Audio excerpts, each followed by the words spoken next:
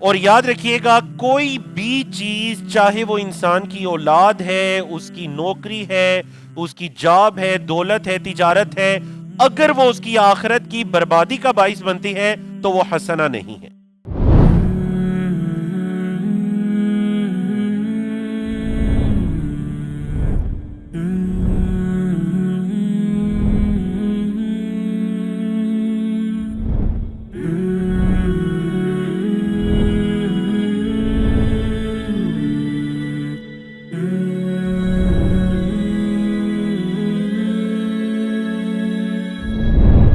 اللہ رب العزت کی توفیق سے آج ہم لیسن 10A اور 10B پڑھنے جا رہے ہیں۔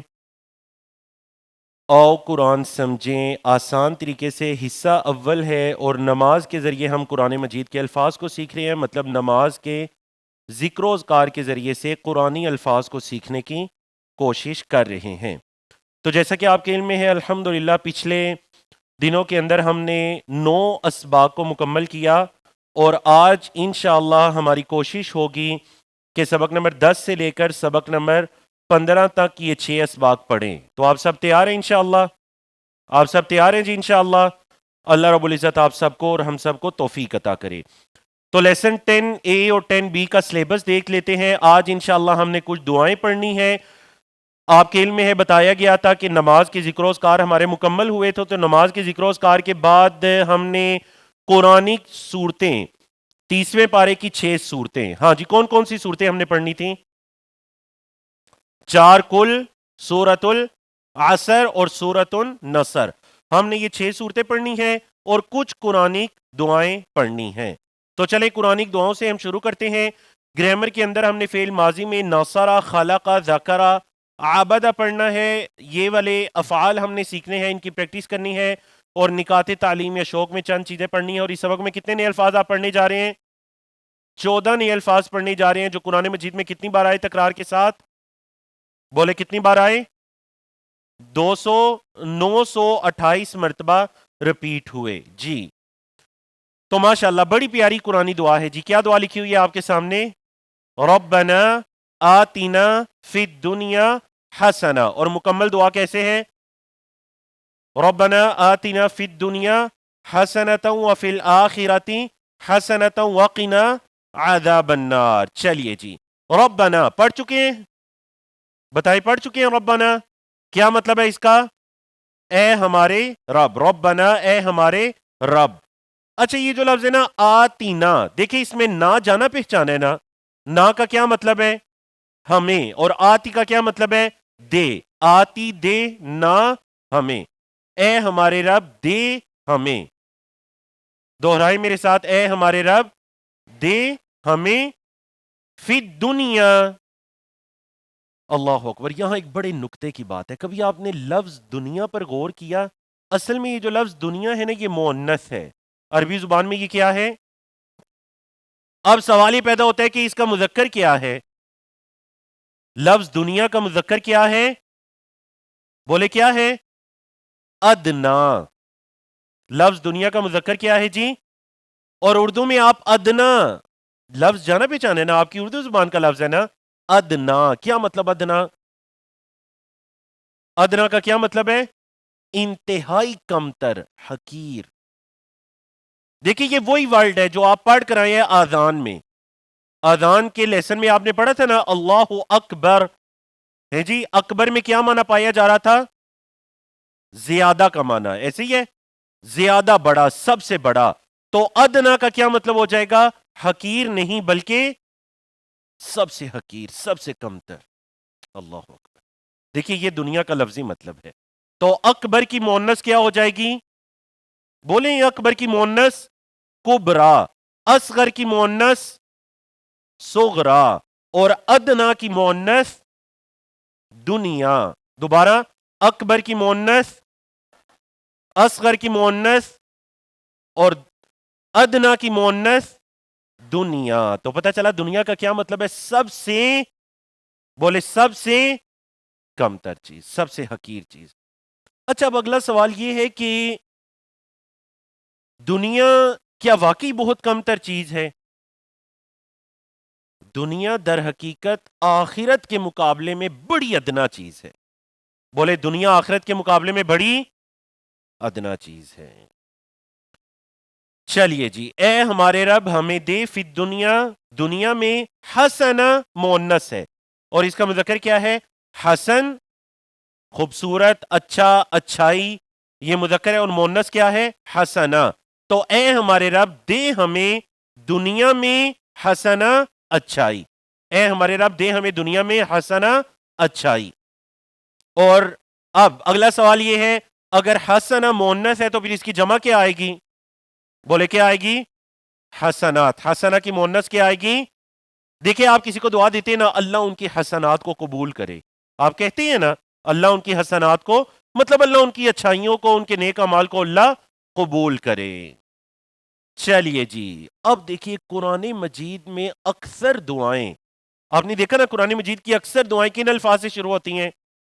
ربنا شروع ہوتی ہیں یا نہیں؟ ربنا لا تزغ قلوبنا بعد اذ هديتنا. حضرت آدم علیہ السلام نے بھی کیا دعا مانگی تھی؟ ربنا ظلمنا انفسنا. اللہ اکبر. بہت سی دعائیں آپ دیکھیں کہ کس سے شروع ہوتی ہیں؟ لفظ رب سے. تو یہ مطلب ہے کہ اگر اللہ سے دعا مانگنی ہے تو وَلِلَّهِ الْأَسْمَاءُ الْحُسْنَى فَادْعُوهُ بِهَا. اللہ کے بڑے پیارے پیارے نام ہیں، ان ناموں کے ذریعے اللہ سے دعا مانگو. تو دیکھیے اللہ کی صفت ذکر کریں ربنا، پھر اللہ سے دعا مانگی. ایسے ہی ہے جی، اللہ کی صفت ذکر کر کے اللہ سے دعا، گویا کہ ہمیں بھی یہ ادب سکھایا جا رہا ہے. اور لفظ رب کا ہم نے کیا کہا تھا؟ لفظ رب کا کیا ترجمہ ہے جی؟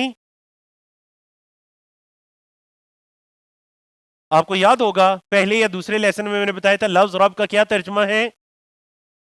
اگر ہم لفظ رب کا اردو میں ترجمہ کرنا چاہیں تو پرفیکٹ ترجمہ نہیں کر سکتے. لفظ رب کا کسی ایک لفظ کے اندر ترجمہ ممکن نہیں ہے.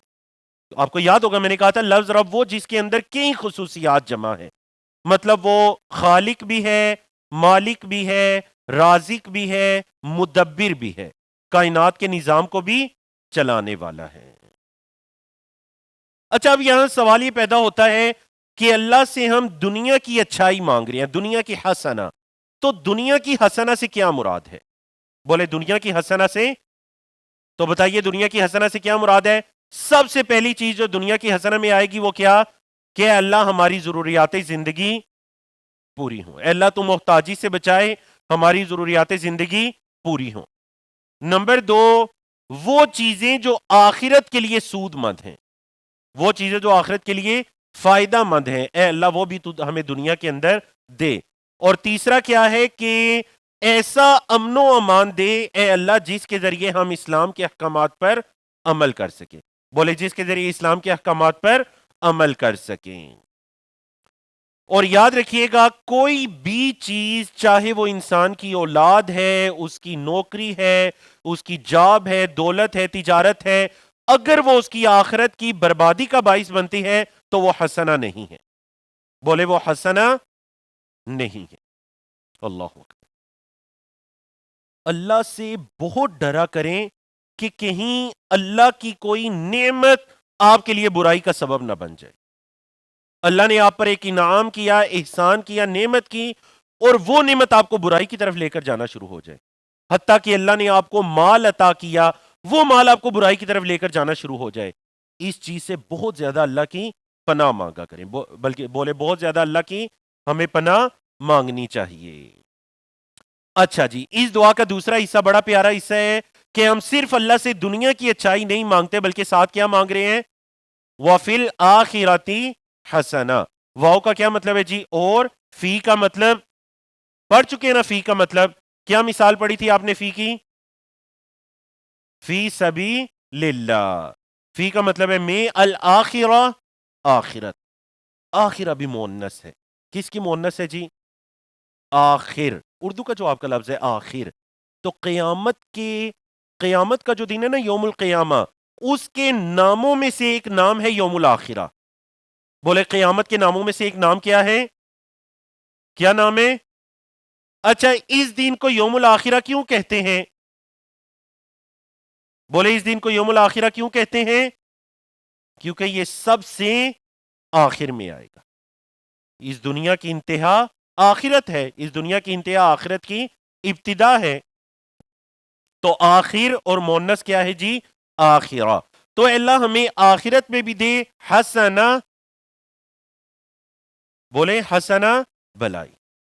اچھا اب دنیا کی حسنہ تو ہمیں سمجھ آ گئی، اللہ ہمیں رزق حلال عطا کرے، محتاجی سے بچائے، دنیا کی نعمتیں عطا کرے، ان نعمتوں کو اللہ اطاعت میں لگانے کی توفیق عطا کرے. یہ سب دنیا کی بلائیاں تھیں، دنیا کی حسنہ تھیں. اب سوال یہ ہے کہ آخرت کی حسنہ کیا ہے؟ تو دیکھیں جی آخرت کی حسنہ کیا ہے؟ بولے سب سے پہلی چیز کیا آخرت کی حسنہ میں؟ کہ ہمیں قیامت کے دن اللہ کی رضا، اللہ کی خوشنودی، بولے اللہ کی خوشنودی حاصل ہو جائے. نمبر 2 ہمیں جنت مل جائے. نمبر 3 جنت میں اللہ کے رسول صلی اللہ علیہ وسلم کی قربت مل جائے. اور نمبر 4 جنت میں ہمیں اللہ کا دیدار نصیب ہو جائے. جنت میں ہمیں اللہ کا دیدار نصیب ہو جائے اور سارے گھر والوں کا ہمیشہ کا ساتھ مل جائے. بولے سارے گھر والوں کا ہمیشہ کا ساتھ مل جائے. عربی کتب کے اندر ایک بڑا پیارا واقعہ لکھا ہوا ہے کہ ایک عورت جب نماز کے لیے اپنے بچوں کو جگایا کرتی تھی تو وہ بچوں سے یہ الفاظ کہا کرتی تھی، میرے بیٹے اٹھو، میں یہ چاہتی ہوں کہ کل جنت میں آپ میرے ساتھ ہوں. بولے وہ عورت کیا کہا کرتی تھی؟ بچوں اٹھو نماز کے لیے، میں یہ چاہتی ہوں کہ کل آپ جنت میں یہ نہیں چاہتی کہ میں اپنے لیے تو جنت چاہوں لیکن آپ کو میں جنت کے اندر تلاش کروں اور آپ مجھے جنت کے اندر نہ مل سکے. اللہ اکبر، اللہ اکبر. تو آخرت کی حسنہ میں یہ بھی شامل ہے کہ اللہ نہ صرف ہمیں بلکہ ہمارے اہل و عیال کو بھی جنتوں میں ہمارے ساتھ جمع کرتے، ہمارے ساتھ جمع کرتے.